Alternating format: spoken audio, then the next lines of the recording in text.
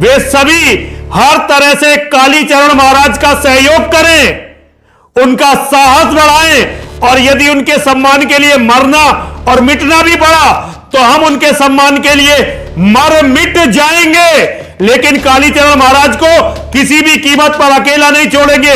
उन्होंने हमारे मन की बात कही है, हम उनके साथ हैं। हर हर महादेव। एजेंडा है हिंदुस्तान को हिंदू राष्ट्र बनाने की, जो कि होना एकदम नामुमकिन बात है। बर्बादी की तरफ ले जा रहा है। इनकी औकात नहीं है कि कुछ कर पाए, समझे ना। सबसे पहले जो उनके पार्टी में जो मुसलमान लोग हैं ना, हाँ, मुसलमान शहनवाज हुसैन, पहले उनको मार के डांट के पहले उसको देख लें, फिर बाद में बाकियों से सल्टे के साथ नहीं कर रहे। आप देखिए क्रिश्चियन के साथ भी तो क्रिश्चियनों का गिरजा को तोड़ रहे हैं, वहां आग लगा रहे हैं, आज से नहीं एक जमाने से। तो इनका काम यही है, इनका काम नफरत फैलाना है और अपना काम करना, उल्लू सीधा करना, अपना देश को मतलब खत्म करना है। नमस्कार, आदाब, मैं रज़ा अंसारी और आप सबका स्वागत है द इंडियन खबर पर।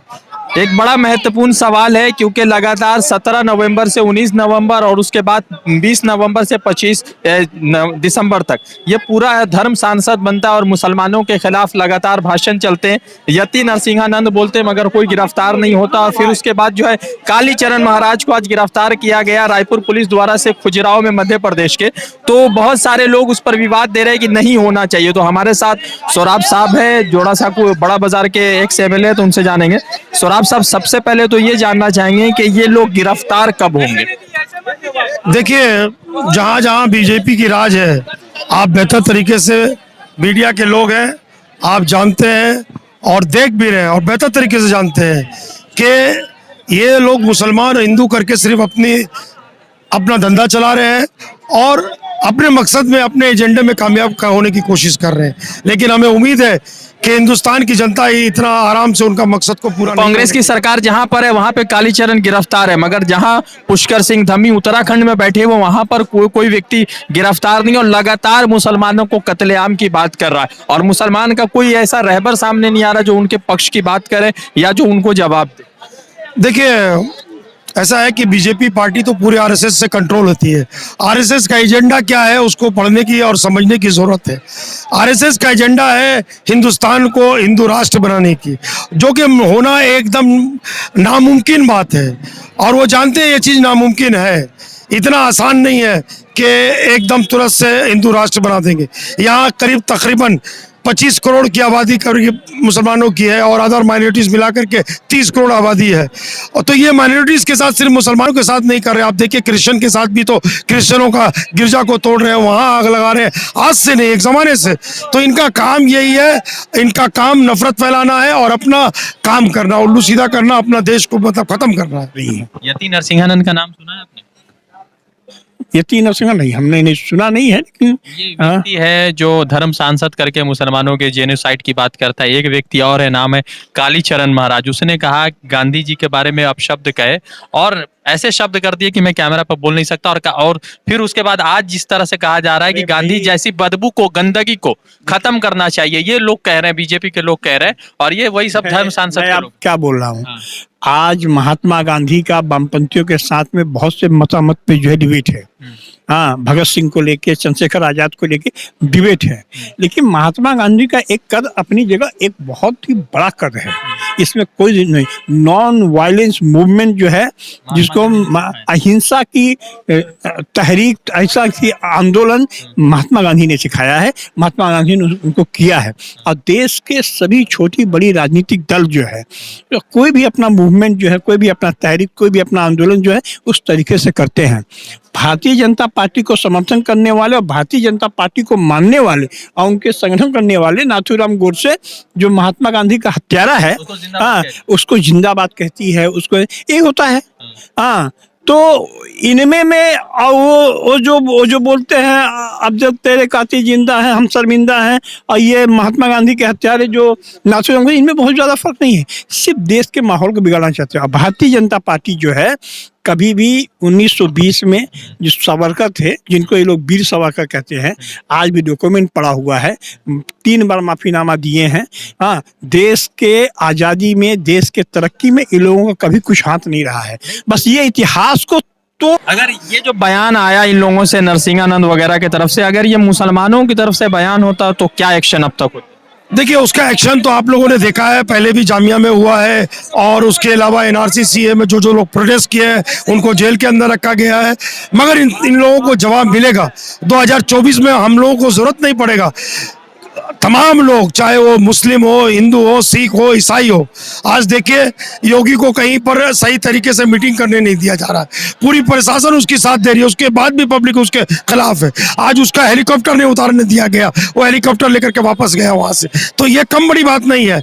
ये आंदोलन जिस तरीके से यूपी में हो रहा है, हम उम्मीद करते हैं पूरे हिंदुस्तान में ये आंदोलन चलेगा। त्रिपुरा में हो रहा है, बंगाल में भी हम लोग कर ही रहे हैं, कश्मीर में, कोई जगह अमन चैन शांति नहीं है। एक सवाल ये है कि ये लोग किसके प्रेशर से कर रहे हैं, क्योंकि अगर सरकार अगर सपोर्ट में नहीं होती तो अब तक तो ये गिरफ्तार हो चुके हो। देखिए, ये बिल्कुल सही बात है, हुकूमत ऐसे गलत लोगों के हाथ में चला गया है जो ये उम्मीद नहीं था कि मुसलमानों को, गैर मुस्लिमों को, हिंदू भाइयों को भी हमारा ये मतलब कि ये तवक्को नहीं था कि ये आकर के इस तरीके से मुल्क को बर्बाद कर देगा। आज हमारा इंटरव्यू लीजिए और जाकर के नॉन मुस्लिम का इंटरव्यू लीजिए, देखिए उन लोग किस तरीके से बात करें। बहुत सारे मीडिया में तो बोल ही रहे हैं लोग कि ये लोग कोई हिंदू और मुसलमान का नहीं, किसी का नहीं है, ये लोग सिर्फ अपना ही जान रहे हैं और अपना एजेंडा को, अपने मकसद को करने की कोशिश कर रहे हैं। अफसोसजनक है कि मुसलमान के तरफ से किसी ने बातें नहीं की। देखिए, मुसलमान डर के बात नहीं करते हैं, लेकिन डरना तो चाहिए। अभी मैं मंच पर भी बोला हूँ, डरना है तो रब्बुल आलमीन से डरना है, और नीचे किससे डरना है? डरना है तो रब्बुल आलमीन से, अल्लाह से डरना है। अरे मौत और हयात का तो मालिक अल्लाह है, जिल्लत और इज्जत का तो मालिक अल्लाह है। तो हम किसी से जिल्लत और इज्जत का क्या तवक्को रखे? अल्लाह ताला सब कुछ कराएगा। 8 अगस्त को जंतर मंतर पे बोला गया कि मूल्य काटे जाएंगे, फिर उसके बाद लगातार चल रहा है, हर दिन हो रहा है ऐसा कुछ। 8 अगस्त तो आने में बहुत देर है। पुराने साल 2021 में बोला गया 8 अगस्त को काटे जाएगा, ये नहीं किया जाएगा। तो ये भड़का रहे हैं, ये लोगों को भड़का रहे हैं कि ये लोग को ऐसा भड़क करके गलत हरकत करे ताकि हम इनको बदनाम करने की कोशिश करें।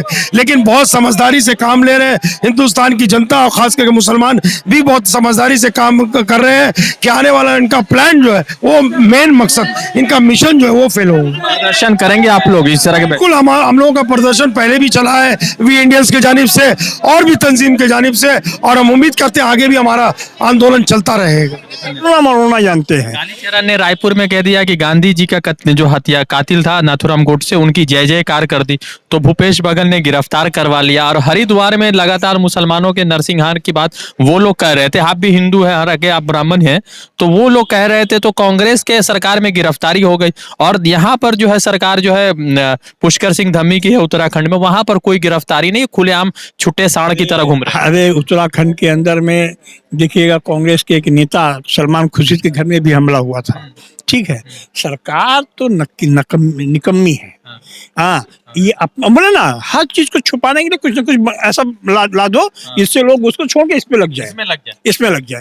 तो माहौल को किस तरह से डाइवर्ट किया जाएगा, किस तरीके से जो है माहौल को खराब किया जाए, इस पे लगी हुई रहती है। भारतीय जनता पार्टी के दिन पूरे हो चुके हैं। कहाँ से? हाँ, दिल्ली से शुरू हुआ है। देखिए, यूपी में जो है इसका बहुत बड़ा आगाज होगा। तो मगर आप मानते हैं कि किसान आंदोलन में आपकी एक बड़ी मजबूती उपलब्धि रही है? हम क्या मानते हैं, पूरा देश मानता है। खुद मोदी जी ने 3 बार माफी मांगा। पूरे 2014 के बाद से पहली बार जो है प्रधानमंत्री ने जो है पहली बार जो है माफी मांगा है कि हमने जो किया जो है वो गलत किया, हमें इसका खेद है। पर टीवी के अंदर आया है। तो ये बात तो आप मानते हैं ना कि वामपंथी मूवमेंट में किसान आंदोलन को वापस लेने में वामपंथियों की एक बड़ी भूमिका रही है, इसमें कोई दो राय नहीं है। ऑल इंडिया किसान बहुत से हैं, पूरे हिंदुस्तान के किसान लोग हैं, इसमें कोई दो राय नहीं है। लेकिन इसको मूवमेंट को जो है 1 साल से 400 लोगों की हत्या वहां पे शहीद हुए। हाँ, आप बताइए, ये करके जो है भारतीय जनता पार्टी को पीछे ढकेलना पड़ रहा है। ये कब सिलसिला बंद होगा? ये बंद तभी होगा जब आप यूपी का भी 2022 में जो चुनाव है, इसमें जो है भारतीय जनता पार्टी को करारी हार देनी होगी। लेकिन कुछ एजेंट लोग भी हैं इनके। देखिए माहौल, एजेंट कौन है? ओवैसी जी हैं, ममता बनर्जी हैं। ममता बनर्जी तो हरा दिया। नहीं, देखिए हर आदमी का रोल है। तो भारतीय जनता पार्टी के साथ में हम बोलते हैं कि ओवैसी का टच है, ठीक है। तो ओवैसी का टच कैसे है? ओवैसी जी जहां जहां पे जैसे उत्तर प्रदेश है, अभी बिहार का देखिए, बिहार का, बिहार में एक इलेक्शन हुआ, बिहार में इलेक्शन हुआ, ये वहां पे देखिएगा ओवैसी जी अगर चुनाव नहीं लड़े होते तो वहां पे भारतीय जनता पार्टी की सरकार नहीं आती। अच्छा, आप ये मानते अभी आप जर्नलिस्ट हैं, आप तो अच्छी तरह से जानते हैं जो वोट जो डिवाइड हुआ है, जो मुसलमान वोट जो डिवाइड हुआ है, डिवाइड होने के बाद जो वहाँ का रिजल्ट आया बीजेपी बिहार का, उस तरीके का रिजल्ट जो है उसे एक्सप्रेशन नहीं किया जा सकता था। आज जो है जो मान लेते हैं टीएमसी भी कहती है मैं सुनिए, तो ओवैसी जी का कहाँ पे है दबदबा?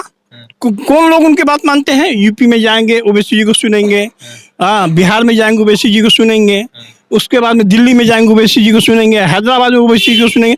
इस तरफ जो है पूरा ओवैसी का बोलबाला है। तो ओवैसी को देख के यहाँ पे काम किया जा सकता है। अब नॉर्थ ईस्ट आ जाइए, पश्चिम बंगाल, आसाम, त्रिपुरा, नागालैंड, ये 10 जो स्टेट है, यकीनन जो है ममता बनर्जी एक सेकुलर माइंडेड एक नेता है, इसमें कोई दो राय नहीं है, नेत्री है। लेकिन उनके पिछले दिनों जो हम लोग काम देख रहे हैं, वो जाके जहाँ पे जो मुख्य जो विरोधी दल है, कांग्रेस है, नागालैंड में कांग्रेस है, गोवा में कांग्रेस है, त्रिपुरा में वामपंथी लोग हैं, सीपीएम लोग हैं, और बाकी आसाम में जो है कांग्रेस है, वहाँ के लोगों को तोड़ के जो है उस तरीके का एक थर्ड मेजोरिटी बनाने की कोशिश कर रही है। तो इसको आप क्या करिएगा? दीदी कुछ नहीं बोली।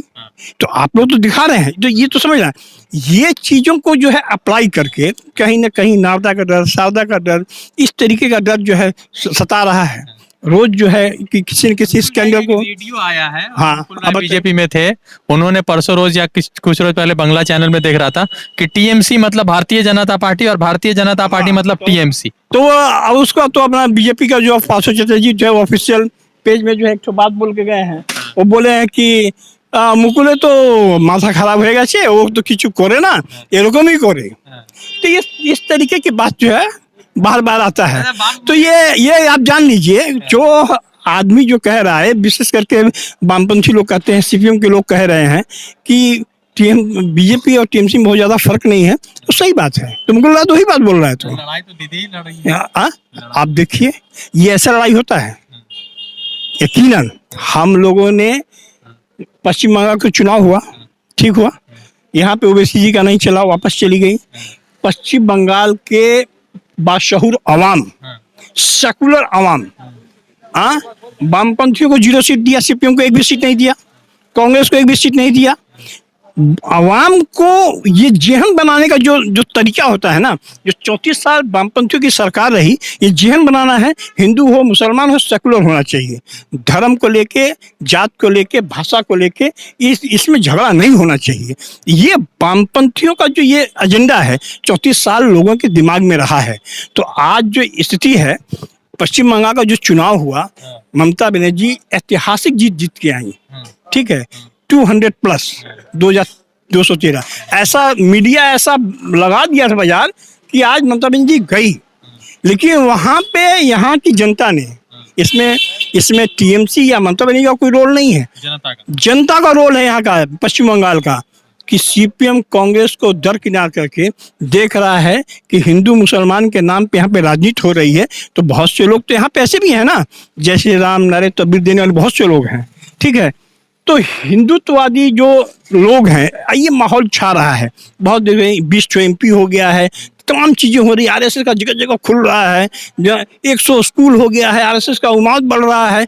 तो यहाँ की जनता, जो सेकुलर जो जनता है, जो धर्मनिरपेक्ष जनता जो है, एक स्टैंड लिया कि अभी सारी चीज़ें बाद में, अगर भारतीय जनता पार्टी अगर पश्चिम बंगाल के अंदर में आ जाती है तो यहाँ का आबो हवा, यहाँ का माहौल खराब होगा। एक आखिरी सवाल तो कि ये जो लोग जिस तरह की बयानबाजी कर रहे हैं, मुसलमान काटे जाएंगे, मुसलमानों का कत्लेआम होना चाहिए, 100 लोग मिलकर 20 लाख मुसलमानों को मार देंगे, ये लगातार धर्म सांसद चल रहा है, तो ये हमारे देश को किस तरफ ले जा रहा है? हमारे देश को बर्बादी की तरफ ले जा रहा है। इनकी औकात नहीं है कि कुछ कर पाए, समझे ना। सबसे पहले जो उनके पार्टी में जो मुसलमान लोग हैं ना, हाँ, मुख्यमंत्री शहनवाज हुसैन, पहले उनको मार के डांट के पहले उसको देख लें, फिर बाद में बाकियों से सलटे हो।